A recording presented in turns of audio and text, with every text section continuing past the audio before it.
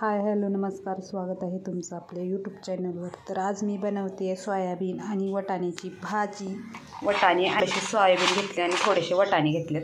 आता ना इकडं पाणी ठेवलेलं आहे गरम करायला. आता याला उकळी आली की टाकून घेणार आहे. सोयाबीन आणि वाटाणे दोन्हीही थोडंसं शिजवून घेणार आहे. तर पाण्यात टाकून उकळून घेणार आहे छान. पाणी चांगलं गरम झाले. आता याच्यामध्ये ना थोडंसं मीठ टाकून घेते चवीनुसार. नाहीतर ना मीठ नाही टाकलं ना सोयाबीन वेगळंच लागतं, टेस्ट येते मग पाण्यातच मीठ टाकल्यावर. मला उकळी आली, सगळी टाकून घेते. थोडं थोडं करून टाकते ना तर सांगायला.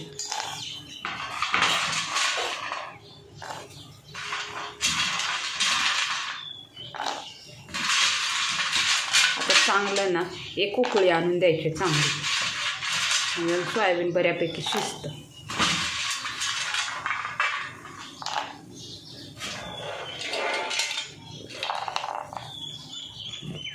चांगलं शिजवून घेते. बघा सोयाबीन चांगलं उकळले. आता गॅस बंद करून ठेवते आणि ताट झाकून ठेवते. सोयाबीन आणि वाटाणे चांगले शिजलेत आणि मऊ असं झालेले आहेत. आता याच्यातलं पाणी काढून घेते मी अगोदर. आता वाटाण्यातलं हे पाणी काढून घेतलेलं आहे. पाणी ठेवल्यानं ना भाजीला वास येतो वेगळाच, त्याच्यामुळं ना पाणी काढून घ्यायचे. तर आता फोडणीची तयारी करूया. तर फोडणीसाठी बघा जास्त काही घेतलेलं नाही. टमाटर घेतले, कांदा, कोथिंबीर आणि अद्रक लसूण आणि कोथिंबीर थोडीशी वाटून घेतली. कढई ठेवल्या गरम करायला आणि मग आता याच्यामध्ये ना 2 चमचे तेल घालून घेतलं. आता तेल चांगलं गरम होऊ द्यायचं.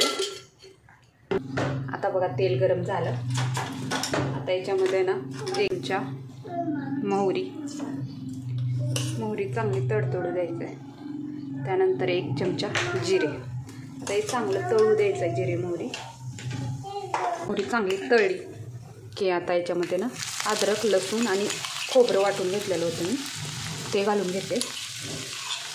आता हे चांगलं परतून घेते. आता याच्यामध्ये कांदा,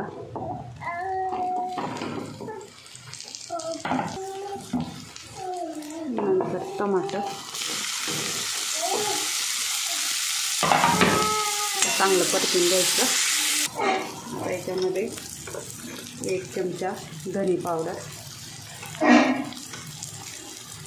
हळदी पावडर, धने पावडर टाकते थोडंसं जास्त. चांगलं परतून घेत आहे अगोदर. त्यानंतर 1 चमचा किचन किंग मसाला, नंतर 1 चमचा काळं तिखट.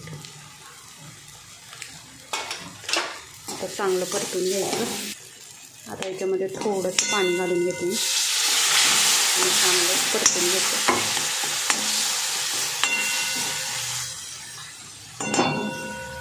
आता हे परतून झालं. याच्यामध्ये सोयाबीन आणि वाटाणे घालून घेते. आता चांगलं मसाले मिक्स करून घ्यायचे सोयाबीन.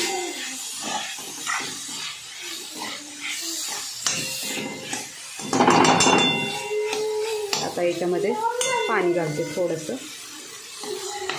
त्याच्यामध्ये चवीनुसार मीठ थोडं घालायचं. शिजवताना मी घातलेलं होतं, बघूनच घालायचं.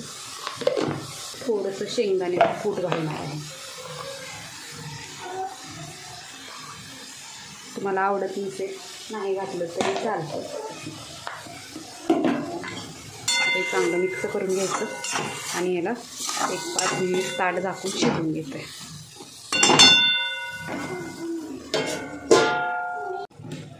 तर 1-10 मिनिटानंतर बघून आपली भाजी तयार झाली का. तर बघू शकता मस्त अशी आपली भाजी तयार झालेली आहे. आता वरून थोडीशी कोथिंबीर. एकदम झटपट अशी सोयाबीनची सुकी भाजी तयार झालेली आहे. जर तुम्हाला माझी रेसिपी आवडली तर व्हिडिओला लाईक करा, कमेंट करा, शेअर करा आणि चॅनलला सबस्क्राईब करायचं विसरू नका.